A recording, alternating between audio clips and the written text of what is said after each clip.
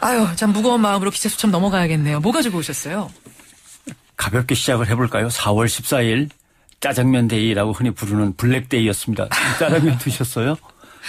저는 블랙데이인지 저는 모르고 지나갔어요. 바쁘게 지나가다 보니까 뭐 사실 저도 유심히 살펴보긴 했지만 짜장면은 못 먹었습니다. 나중에 보니까 그 제가 봤던 그날의 그 여러 가지 떠들썩했던 일들이 이게 블랙데이에서 그랬구나라는 게 연결은 되더라고요. 장난 그렇습니다. 아니었죠 그날. 예, 블랙데이도 이제는 장난이 아닙니다.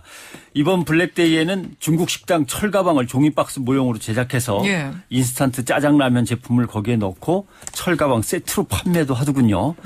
온라인에서는 뭐 나만의 명품 짜장 레시피 이벤트도 열리고 그다음에 까만 피부를 하얗게 만드는 미백 화장품 세트도 선물로 나오고 그것도 블랙데이 검은색 의류도 많이 팔리고 검은색 짜장라면과 초콜릿을 묶어서 팔기도 하고 그래요. 호텔에서는 블랙데이 특선으로 시커먼 음식만 모아서 세트로 제공하기도 하고 홈쇼핑 통계를 보니까 어느 홈쇼핑 통계는 한 35에서 45% 정도 더 팔린다고 하죠. 짜장라면 제품이 이 시기에. 대단하네요. 그러니까 블랙데이라고 하는 게 솔로들의 외로움을 짜장면 먹으면서 표현하는 날이 아니라 이제는 검은색의 블랙푸드, 검은색과 관련된 모든 상품을 팔고 즐기는 날로 바뀌어가고 있는 것 같습니다.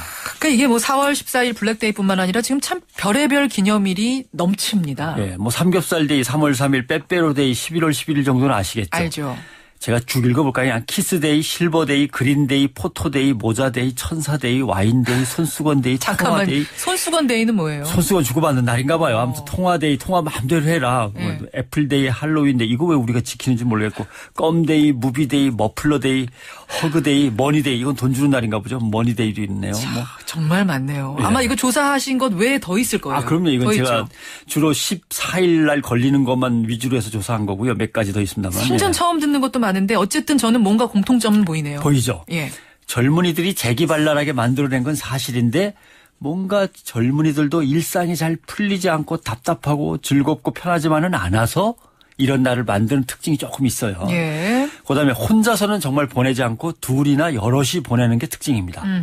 솔로들의 블랙데이라고 하지만 이 블랙데이조차도 여러 명이 모여서 짜장면을 먹고 합니다. 그렇죠. 그러니까 어떤 사회 속에서의 소외와 고립을 피하고 싶은 인간의 본능이 살짝 보입니다. 계절의 특징을 반영하는데 상업적으로 기업이 만들어내고 부풀리고 이용해서 팔고 돈을 번다는 것도 특징이고. 그렇죠. 젊은이들이 그걸 알면서도 대충 기꺼이 당해준다는 것도 특징입니다. 알면서도 나 손수건 주고받고 싶고 짜장면 모여서 먹고 싶고 이런 심리가 부합이 되는 거예요. 먹자고 이날 뭐 사서 서로 나누자고 이렇게 되는 거죠.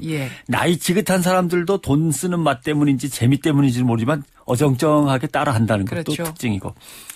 결국 핵심은 외로움. 그다음에 이 외로움을 달랠 수밖에 없는 유일한 방법 소비. 이 두 가지가 묶여 있다는 거죠. 그러니까 각박한 세상을 살면서 그냥 잠시 사 먹고 깔깔대고 한탄하고 또는 선물하는 걸로 외로움과 고립에 대한 우울함을 푸는 겁니다. 근데 먹고 쓰는 거에 동참 못하면 우울함과 좌절은 커지는 겁니다. 아까 그 2살 난 아기를 아버지가 학대에 숨진 것. 뭐 게임하러 가려고 그러는데 애가 보채서 그랬다라고 하는 것도 어떻게 보면 가난하고 잠깐 미래의 비전이 보이지 않는데 남들은 날짜 정해가지고 먹고 마시고 논다고 하고 이런 좌절들이 이제 커지는 거죠. 그다음에 소비가 왕인 것도 마찬가지입니다. 뭐 백화점에서 점원이 아마 상당히 좀 험한 일을 당한 것 같습니다. 그러니까 야, 이 시대에 이 자본주의 시대에 소비가 최고의 가치인데 네가 나 왕인데 나를 이럴 수 있나라고 하는 것부터 시작한다면 어제 벌어진 그 현대백화점의 판매원 투신 사살 소동 그 말씀하시는 거예요. 그렇습니다. 이런 것들이죠. 그러니까 결국은 외로움과 소비라고 하는 건데 한번 이날들이 우리에게 주는 의미는 뭔가 생각해 보시면 알 겁니다. 소비 빼고는 다른 가치를 우리에게 전달하지 못합니다. 이런 날들이. 그러네요. 진정한 사랑을 전하지도 않는 거고 참된 우정이나 미래의 희망을 함께 갖고 나가는 날도 아닙니다.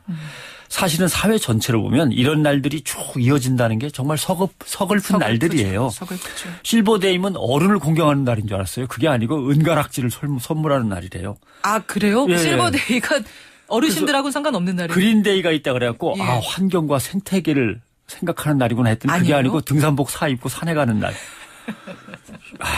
그렇게 보니까 우리 달력이 참 소비 촉진을 기준으로 해서 시간표가 짜여져 있다. 이런 생각이 드네요. 대한민국 국민의 달력이 말씀하신 대로 소비를 기준으로 재구성되어 있는 겁니다. 네, 그러네요. 지구의 날, 물의 날, 숲의 날, 어버이날, 장애인의 날, 스승의 날, 법의 날, 뭐 1년의 절기가 이렇게 공동체와 공공의 가치를 갖고 함께 꾸려나가야지 예. 오늘은 어디서 뭘 먹는 날, 뭘 사서 주는 날, 이 옳지 않습니다. 크리스마스 특히 심합니다. 어린이날도 심하고 어버이날도 그렇게 돼가고 있죠. 예, 예. 그러니까 우리의 사고의 기준과 가치의 기준이 자본주의화돼 있는 거죠, 완전히. 그렇죠. 자연 속에서 보존되는 것 중에 팔아치울 수 있으면 천연자원이라고 부릅니다. 그죠? 예. 팔 수가 없으면 그냥 자연입니다. 그렇게 되네요. 돈으로 바꿀 수 있는 식물은 농작물이고 예, 예. 이 외의 것들은 잡초입니다. 네. 왜 그 아이들은 처음부터 잡초로 태어났는가? 아니거든요. 같은 곤충이고 본능대로 잎을 갉아먹지만 돈 될 것을 갉아먹으면 뭡니까? 해충이죠. 해충이네요. 잘라다 팔 수 있는 나무는 목재고 예. 돈이 안 되면 잡목입니다. 그렇게 되네요. 예. 예. 돈이 되는 동물은 사냥감이나 가축, 그렇지 못하면 야생동물. 만약에 어떤 그 이단 퇴치 운동을 저희 CBS가 벌이고 있습니다만 예, 예. 신천지라고 하는 종교에서는 장애인은 전도해 오지 말라고 한답니다. 왜? 돈이 될 게 아니고 돈을 벌어오지도 못할 거니까. 뭐 이게 이런 가치가 이제 사회에 횡행하는 거죠. 심지어 이단 종교긴 합니다만 종교라는 곳에서조차도 예. 모든 것을 팔고 소비하고로 환원시키는 자본주의적 사고 이런 거 어렵습니다. 근데 국가가 이걸 부추긴단 말이에요. 경제 성장을 제1의 가치로 놓고 경제 성장에 대한 욕망을 계속 부추깁니다. 그런 국가에 사는 시민들은 흥청망청이거나 예. 흥청망청이지 못해서 우울하거나 절망해서 한 푼이나 두 푼 잠깐의 편안함과 이익에 자기의 삶을 확 그냥 내던져버리는 이런 우울한 세태가 이제 우리의 오늘인 거죠. 그러네요. 예. 이 대나무도 마디가 있어서 곧게 자라는 거거든요. 삶도 마찬가지입니다.